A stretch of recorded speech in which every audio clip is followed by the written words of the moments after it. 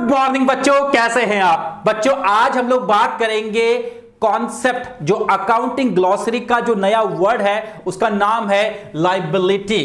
तो लायबिलिटी को सबसे पहले मैं आपको लैंग्वेज के फॉर्मेट में समझा देता हूं कि जो चीज बिजनेस की नहीं है, जो चीज बिजनेस की नहीं है, जो चीज बिजनेस में लगी हुई है लेकिन वो कहीं से मांग के लाई हुई है और हमको उसको वापस करना पड़ेगा, उसे लायबिलिटी कहा जाता है अकाउंट्स में, राइट।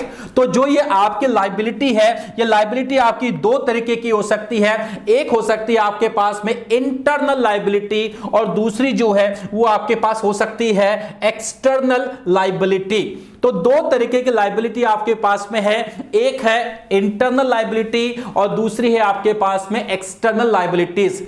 ये सर इंटरनल लायबिलिटीज क्या होती है और एक्सटर्नल लायबिलिटीज क्या होती है, तो समझिएगा। अभी मैंने पीछे आपको एग्जांपल दिया था, मुकेश अंबानी जी ने बिजनेस स्टार्ट किया था।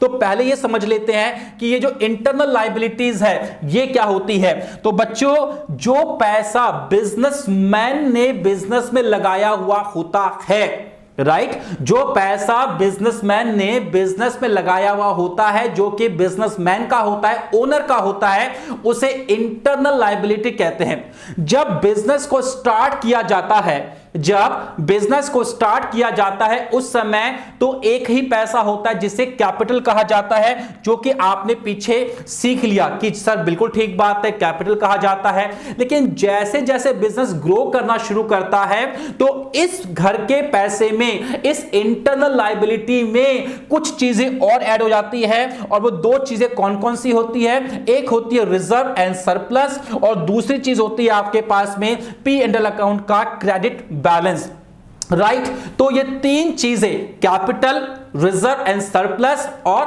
पी एंड एल का क्रेडिट बैलेंस, इन तीन चीजों के कॉम्बिनेशन से बनती है आपकी इंटरनल लायबिलिटी। मैं आपको कुछ और भी समझा देता हूं इसके अंदर कि पी एंड एल का क्रेडिट बैलेंस क्या है। देखिए बच्चों, बिजनेस जो है वो पूरे साल भर काम करता है। मैं आपको फिर से समझा देता हूं कि अकाउंटिंग हमेशा ईयरली बेसिस पर होती है, एनुअल बेसिस पर होती है। ये डेली बेसिस पर या फिर ये वीकली बेसिस पर या मंथली बेसिस पर हम लोग अकाउंटिंग नहीं करते हैं, हम ईयर टू ईयर कंपेयर करते हैं। यह है हमारा अकाउंटिंग पीरियड कॉन्सेप्ट जो पीछे हमने सीखा था, राइट बच्चों। तो कोई भी बिजनेस जो होता है वो पूरे साल भर काम करता है। साल भर काम करने के बाद में वो अपना ट्रेडिंग अकाउंट और पी एंड एल अकाउंट बनाता है। ट्रेडिंग अकाउंट से ग्रॉस प्रॉफिट निकलता है और पी एंड एल अकाउंट से जो है वो नेट प्रॉफिट निकल कर आता है। नेट प्रॉफिट का मतलब होता है कि भैया हमने साल भर में कुल मिला के इतना पैसा कमाया है, इतना मुनाफा है जो हमारी जेब में आया है इस साल की पूरी एक्टिविटी कर लेने के बाद में। तो अगर वहां पर आपको प्रॉफिट हुआ है तो वो प्रॉफिट आपके पास में यहां पर आ जाता है। लेकिन जो ये रिजर्व और सरप्लस का कॉन्सेप्ट है ये आगे जाके मैं आपको और डिटेल्ड में समझाऊंगा। लेकिन बस अभी के लिए इतना समझ लो कि जितना पैसा आप कमाते हो, जब उसमें से कुछ पैसा बचा लेते हो फ्यूचर के लिए, उसको खर्च नहीं करते, जिसे आम भाषा में सेविंग्स कहा जाता है, उसे यहां पर रिजर्व एंड सरप्लस कहा जाता है। तो बच्चों ये है आपकी इंटरनल लायबिलिटी। अब हम लोग आगे चलते हैं और बात करते हैं एक्सटर्नल लायबिलिटीज के बारे में। देखो बच्चों, दो तरीके की लायबिलिटीज होती है, पीछे देख चुके हैं। इंटरनल लायबिलिटी होती है और एक्सटर्नल लायबिलिटी होती है। इंटरनल लायबिलिटी जो कि बिजनेसमैन का पैसा है उसको वापस करना है, जो कि कैपिटल, रिजर्व और सरप्लस और पी एंड एल के क्रेडिट बैलेंस के रूप में शो होता है अकाउंटिंग में।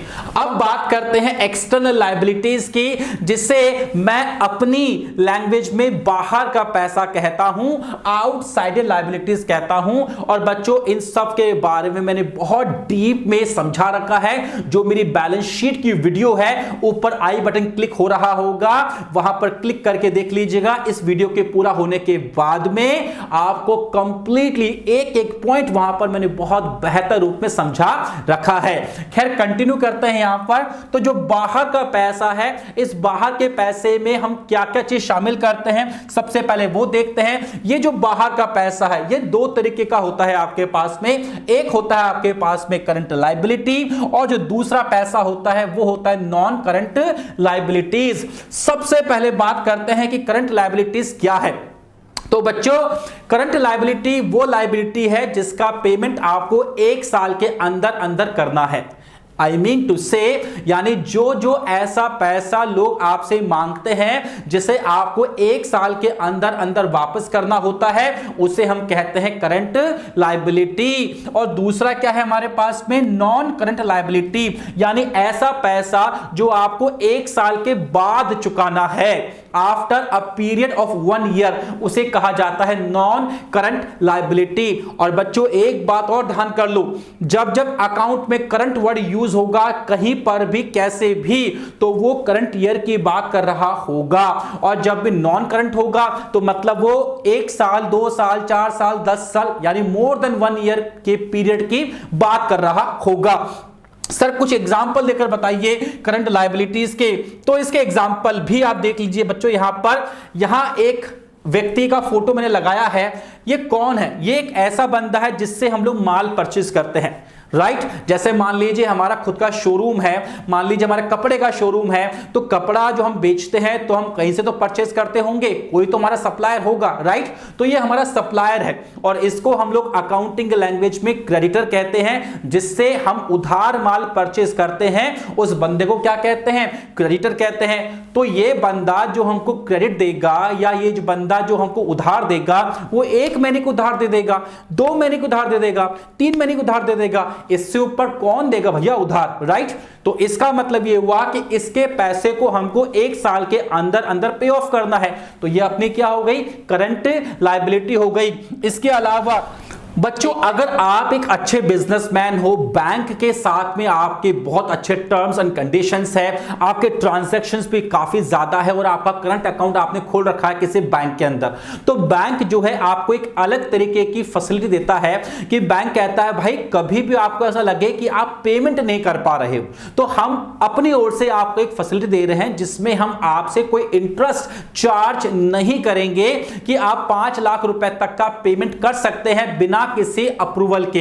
हम आपको पहले से इस चीज का अप्रूवल दे रहे हैं। ऐसे अमाउंट को बैंक ओवरड्राफ्ट कहा जाता है और बैंक ओवरड्राफ्ट भी जो है आपको वापस करना होता है बैंक को लेस देन 1 ईयर पीरियड, यानी आपको 1 साल से कम पीरियड में यह पैसा आपको वापस करना पड़ता है, इसलिए इसको भी करंट लायबिलिटी माना जाता है। अब हम बात करते हैं किसकी? हम बात करते हैं नॉन करंट लायबिलिटी के बारे में। तो बच्चों मान लीजिए आईसीआईसीआई बैंक है और आपने आईसीआईसीआई बैंक से लोन लिया है। अब आपने कोई लोन लिया है बैंक से तो ऑब्वियसली वो लोन जो होगा वो 1 साल के बाद ही चुकाना होगा आपको।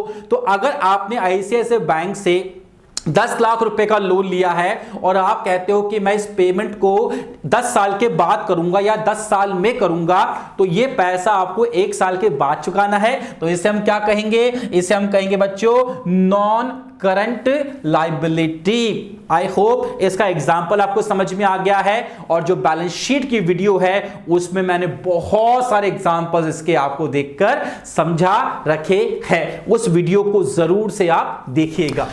तो आइए बच्चों अब हम लोग डेफिनेशन देख लेते हैं इंटरनल लायबिलिटी की। तो डेफिनेशन क्या कहती है? All amounts which a business entity has to pay to the proprietor और owners are internal liabilities such as capital and accumulated profits। जो मैंने पीछे समझाया आपको वही चीज यहां पर आपके पास में लैंग्वेज के रूप में आ गई है। अब बच्चों इसके बाद हम लोग बात करते हैं एक्सटर्नल लायबिलिटीज के बारे में कि एक्सटर्नल लायबिलिटी की लैंग्वेज क्या है या डेफिनेशन क्या है जो आपको एग्जाम में लिखनी है। वो है all amounts which a business entity has to pay to outsiders are known as external liabilities. Outsider का मतलब यह है कि जो बिजनेसमैन है उसको हम अपना खुद का घर का बंदा मानते हैं, इंटरनल बंदा मानते हैं, और उसके अलावा जो बाकी लोग हैं जिनको हमें पे ऑफ करना है कोई भी अमाउंट वो सब बाहर के लोग हैं, आउटसाइडर्स है, right. Such as creditors, bank overdraft, bills payable, outstanding expenses, loans et cetera, right. तो ये सारे एग्जांपल जो है वो आपके एक्सटर्नल लायबिलिटी के हो गए। बच्चों अब देखते हैं कि करंट लायबिलिटी की डेफिनेशन क्या है। प्रैक्टिकल वे में तो मैं आपको समझा ही चुका हूं, अब हम समझते हैं कि इसकी लैंग्वेज क्या है। Current liabilities refer to those liabilities which are to be paid in near future, normally within a period of 1 year, जो मैंने आपको पीछे सिखाया था. For example, bank overdraft, bills payable, creditors, outstanding expenses and short-term loans, etc. ये सारी इसकी definition हो गई. बच्चों अब बात करते हैं कि नॉन करंट लायबिलिटी की डेफिनेशंस क्या हो सकती हैं. आइए बोर्ड पर देखते हैं. Non-current liabilities refer to those liabilities which fall due to payment in a relatively long period, normally after more than 1 year period. For example, long-term loans and debentures, etc. तो जैसा मैंने कहा कि जिस लायबिलिटी का पेमेंट आपको 1 साल के बाद करना है वो आपकी लॉन्ग टर्म लायबिलिटी या फिर नॉन करंट लायबिलिटी कहलाती है. इसके कुछ नाम और भी है, आइए उन नामों को देख लेते हैं.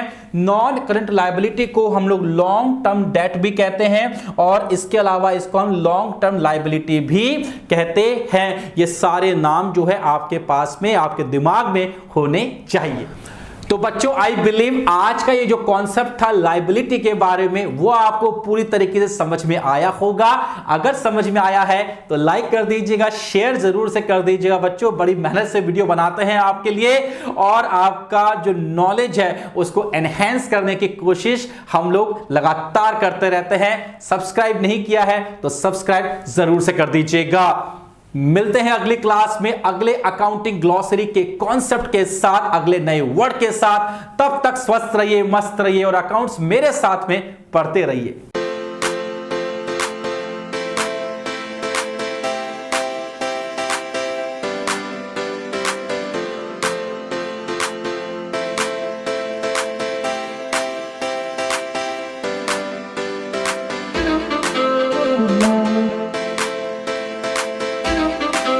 Love.